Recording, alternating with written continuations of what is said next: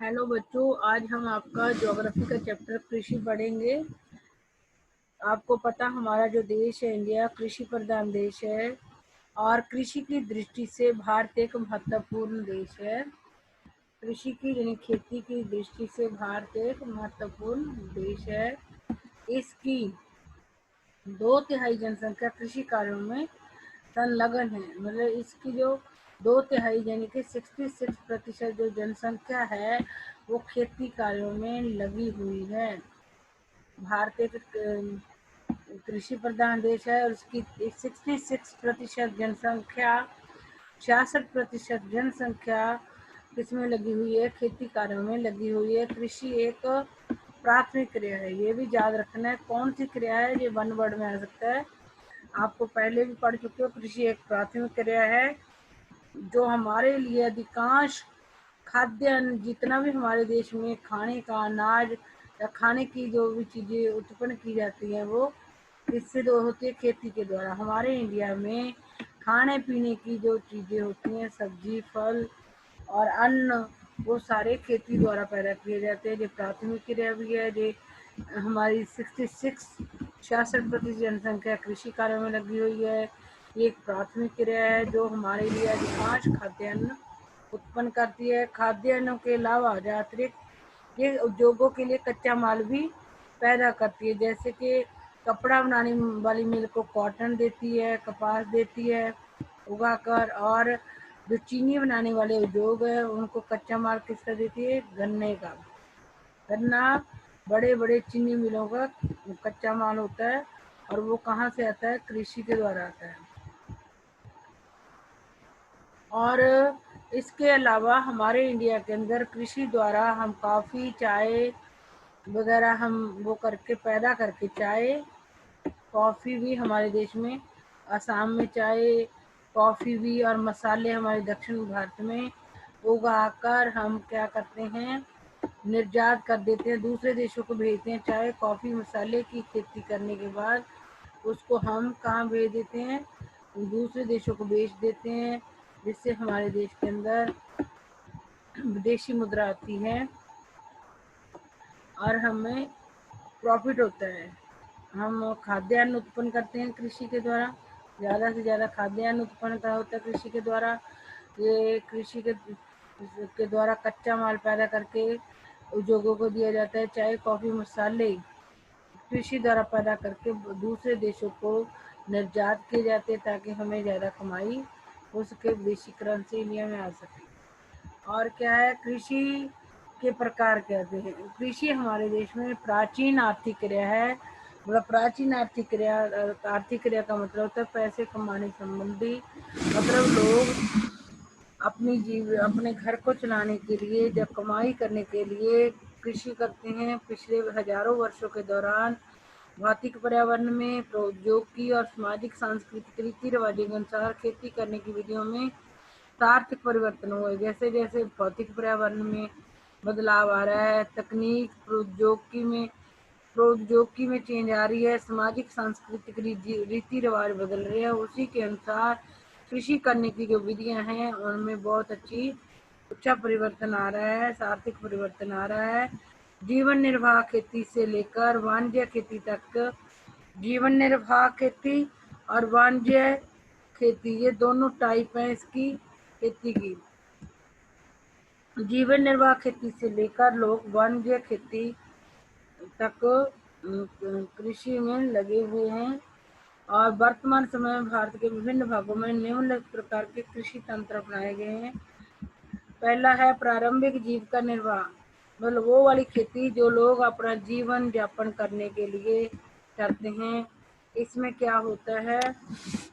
ये वाली खेती जो प्रारंभिक जीविका निर्वाह खेती है, अभी भी भारत में लोग करते हैं। जिनके पास ज़्यादा बड़ी जमीन के टुकड़े नहीं होते वो जीविका निर्वाह खेती करते हैं। और प्रारंभिक जीवन निर्वाह कृषि कैसे होती है? छोटे छोटे भूमि के टुकड़ों पर, छोटे छोटे कृषि भूमि के छोटे टुकड़ों पर आदिम कृषि औजारों जैसे लकड़ी के हल, दाव खुदाई करने वाली छड़ी तथा परिवार अथवा समुदाय श्रम की मदद के, मतलब एक तो जिन किसानों के पास छोटे भूमि के टुकड़े होते हैं, पुराने औजार होते हैं, जैसे लकड़ी का हल, डाव और खुदाई करने वाली छड़ी। 3 पुराने वो है खेती करने के औजार हैं, लकड़ी का हल, डाव और खुदाई करने वाली छड़ी। इन तीनों का इस्तेमाल करके वो खेती करते थे। और खेती करने के लिए कौन खेती करता था? परिवार के सदस्य, जहाँ समुदाय श्रम की मदद से खेती की जाती थी। जीविका, प्रारंभिक जीविका निर्वाह कृषि। इस प्रकार की कृषि प्राय मानसून, जो प्रारंभिक एक तो छोटा भूमि का टुकड़ा हो गया, आधुनिक कृषि औजारों जैसे लकड़ी के हल, डाव और खुदाई करने वाली छड़ी द्वारा खेती की जाती थी और परिवार के लोग खेतों में काम करते थे। इस प्रकार की कृषि प्राय, जो कि पुराने समय में जो किसान होते थे उनके पास ट्यूबवेल वगैरह तो नहीं होता था, तो वो मानसून का इंतजार करते थे। अगर मानसून अच्छा आ जाता था तो खेती अच्छी हो जाती थी। वो देखते कहाँ पे जो मिट्टी की उपजाऊ शक्ति है वो कहाँ पर ज़्यादा है, वहाँ पर खेती करते थे। और फसल उगाने के लिए अन्य पर्यावरणीय परिस्थितियों की उपयुक्तता पर भी निर्भर करता है। तो क्या है, छोटे भूमि के टुकड़ों पर ये कृषि करी जाती है। प्रारंभिक जीविका निर्वाह खेती छोटे भूमि के टुकड़ों पर की जाती है। और नंबर 2, आदिम औजारों के द्वारा।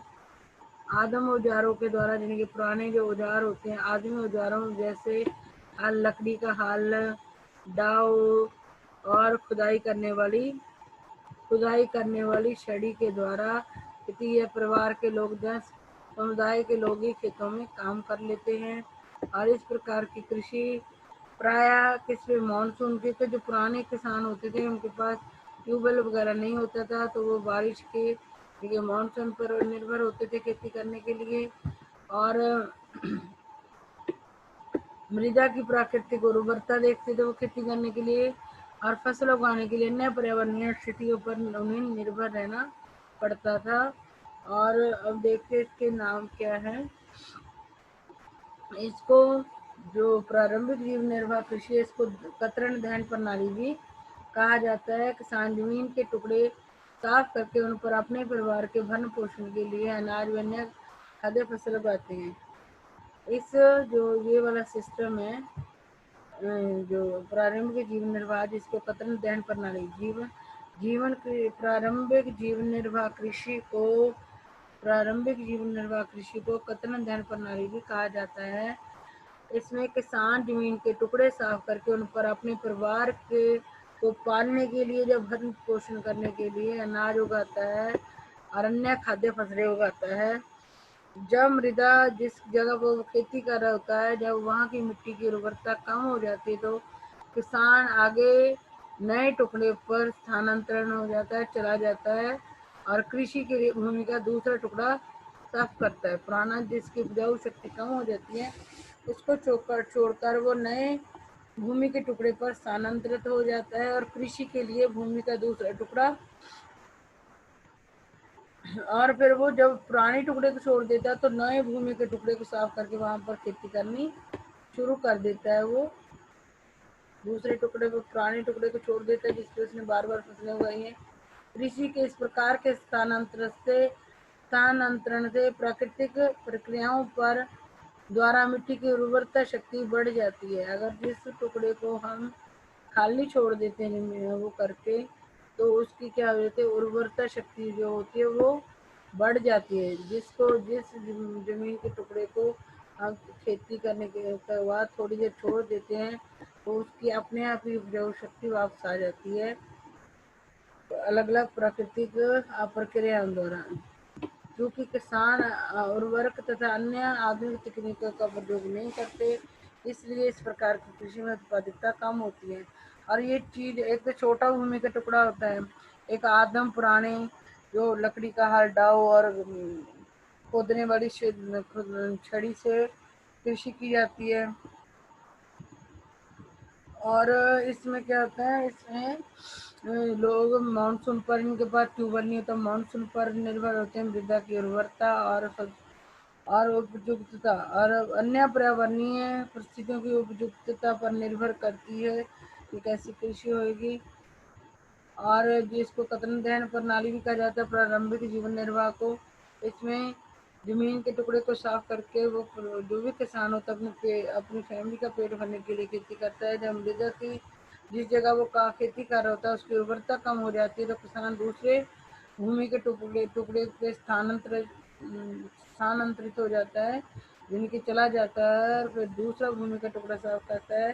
कृषि के इस प्रकार के स्थानांतरण से प्राकृतिक प्रक्रियाओं द्वारा मिट्टी की उर्वरता शक्ति बढ़ जाती है। जब हम किसी जमीन के टुकड़े पर खेती करके उसको थोड़ी देर खाली छोड़ देते हैं तो उसकी उर्वरता शक्ति बढ़ जाती है, क्योंकि किसान उर्वरक तथा अन्य आधुनिक तकनीकों का प्रयोग नहीं करते। इसलिए इस प्रकार की कृषि में उत्पादकता कम होती है। जो किसान होते हैं वो आधुनिक तकनीकों की तरफ ध्यान नहीं देते। जो किसान होते हैं जो छोटे टुकड़ों पर जमीन करते हैं वो क्या करते हैं, किसान उर्वरक तथा अन्य आधुनिक तकनीकों का प्रयोग नहीं करते। इसलिए इस प्रकार की कृषि में उत्पादकता कम होती है। देश के विभिन्न भागों में इस प्रकार की कृषि को विभिन्न नामों से जाना जाता है। उत्तर पूर्वी राज्यों असम, मेघालय, मिजोरम और नागालैंड में इसे झूम खेती कहा जाता है। असम, ये सारे एक साथ लगते हैं, उत्तर पूर्वी राज्य असम, उसके बाद मेघालय है, मिजोरम और नागालैंड, इनमें इसको क्या कहा जाता है, झूम खेती। मणिपुर में पामलू और छत्तीसगढ़ के बस्तर जिले और अंडमान निकोबार द्वीप समूह से दीपा कहा जाता है। उत्तर पूर्वी राज्य असम, मेघालय तो सेवन सिस्टर के नाम से जाने जाते हैं, वही राज्य हैं। असम, मेघालय, मिजोरम और नागालैंड में से झूम खेती कहा जाता है। मणिपुर में पामलू और छत्तीसगढ़ बस्तर जिले और अंडमान निकोबार द्वीप समूह से दीपा कहा जाता है। हमारे असम, मेघालय, मिजोरम और नागालैंड में इसको झूम खेती के नाम से, मणिपुर में पामलू के नाम से, छत्तीसगढ़ के बस्तर जिले अंडमान निकोबार द्वीप समूह से दीपा के नाम से जाना जाता है। कतरन दहन प्रणाली कृषि को मैक्सिको और मध्य अमेरिका में मिल्पा, मतलब ये एमसी है, मैक्सिको और मध्य प्रदेश जो है वहाँ पर मिल्पा कहा जाता है। मध्य अमेरिका और मैक्सिको जो एमसी है और कतरन दहन प्रणाली द्वारा ये कतरन दहन प्रणाली को कृषि को मैक्सिको और मध्य अमेरिका में मिल्पा और वेनेजुएला में कोनुको, ब्राजील में रोका, मध्य अफ्रीका में मसोले, इंडोनेशिया में लदांग, वियतनाम में रे के नाम से जाना जाता है।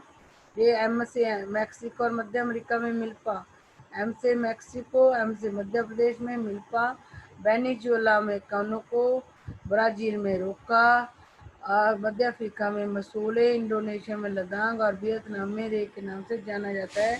ये नाम याद कर लेना, ये वन वर्ड में भी आ सकता है। मैक्सिको मध्य प्रदेश में मिल्पा, वेनेजुएला में कोनुका, ब्राजील में रोका, मध्य अफ्रीका में मसूले, इंडोनेशिया में लदांग और वियतनाम में रे के नाम से जाना जाता है। भारत में भी ये प्रारंभिक किस्म की खेती अनेक नामों से जानी जाती है, जैसे मध्य प्रदेश में बेवर्जा दहिया, आंध्र प्रदेश में पोडू पेंडा, ओडिशा में पामा ढाबी, कुमान बरीगा, पश्चिमी घाट में कुमारी, दक्षिण पूर्वी राजस्थान में बालर या वॉल्ट्रे, निम्नलिखित हिमालयन क्षेत्र में खिल, झारखंड के कोरबा और उत्तर पूर्व प्रदेशों में झूम आदि कहा जाता है। इससे आगे हम कल पढ़ेंगे। आप लोग इसको प्रारंभिक जीविका निर्वाह कृषि को समझ लेना और इनको अलग अलग देशों और अलग अलग राज्यों में इसको किस नाम से पुकारा जाता है, ये चीज़ भी आपने लर्न करनी है। बाकी चैप्टर हम कल पढ़ेंगे।